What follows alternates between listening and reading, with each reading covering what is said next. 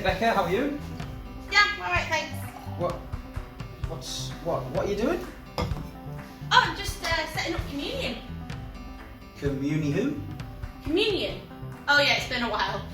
Do you not remember? Okay, alright. Okay, so it starts with Jesus. Right. Actually, it starts way further back than that. Is it? It goes all the way back to Moses. Really? Moses, didn't he live like hundreds of years before Jesus? Like in ancient Egypt, when the pharaohs were around? That's right. So Moses was brought up at Pharaoh's palace, but he was told by God to set God's people free, the Israelites.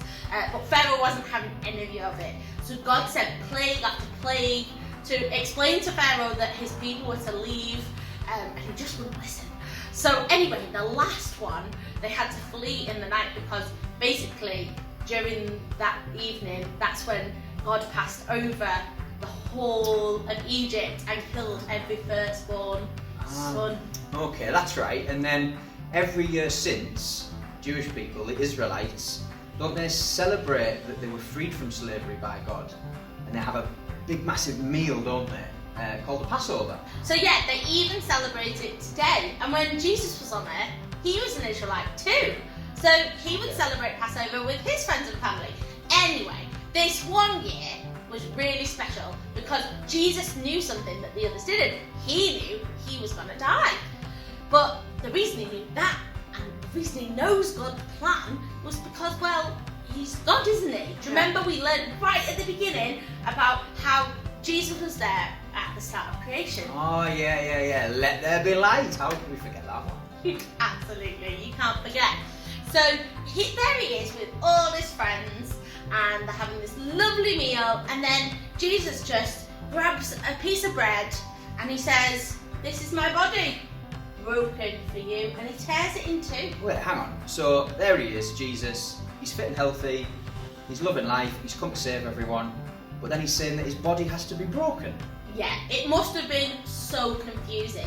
But the thing is, these were Jesus' friends. Yeah. So he told them time and time again that he was going to die. He even told them that he would raise to life again in 3 days. Wow. But I mean, would you believe it? It's pretty crazy. So, like, what happened after that? What happens next? Well, he takes the wine. What wine? Like actual, real wine? Did Jesus didn't drink wine, did he? Sorry, yeah, he did. So back in those days, and actually some cultures now, it's really traditional to have wine with a meal. Anyway, can I finish? Sorry, yeah, go on. Yeah, okay. So he took the wine and he said, "This is my blood poured out for you." Oh, that sounds a bit nasty. What? Like he actually drank some? Yeah, but it wasn't actually blood. Oh. No, he was saying it as an example because of what he was about to do for them. He was about to save them. Just as God had saved Moses and all the Israelites back in that day, he was about to do the same for them. They were going to be rescued by God, rescued from their sins, and that was through Jesus' actions. Wow, that sounds amazing, doesn't it? Yeah, it really is. And do you know what happened next? So at this point, this is really crucial now because he was getting really serious and he was explaining it to everybody. He said something, but it wasn't just for them. Okay. It was for you, and it was for me, and it was for you guys. It's for all you kids and adults. He said, "Do this in remembrance of me." Wow. That is amazing. Absolutely.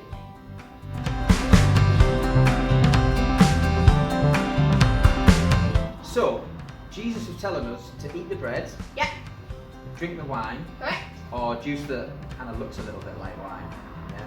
So that we could remember the amazing thing that he did for us, and that allows us to be part of his family. That's right, Al.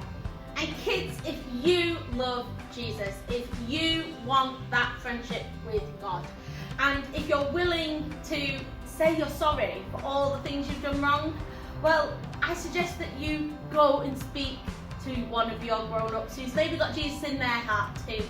Speak to them, enjoy that moment together, pray and maybe celebrate and maybe have communion, remembering special juice for you kids, but have communion together, pray, and just allow yourselves to be thankful for what Jesus did for you all those years ago on the cross. God bless, guys. See you soon. Bye. Bye.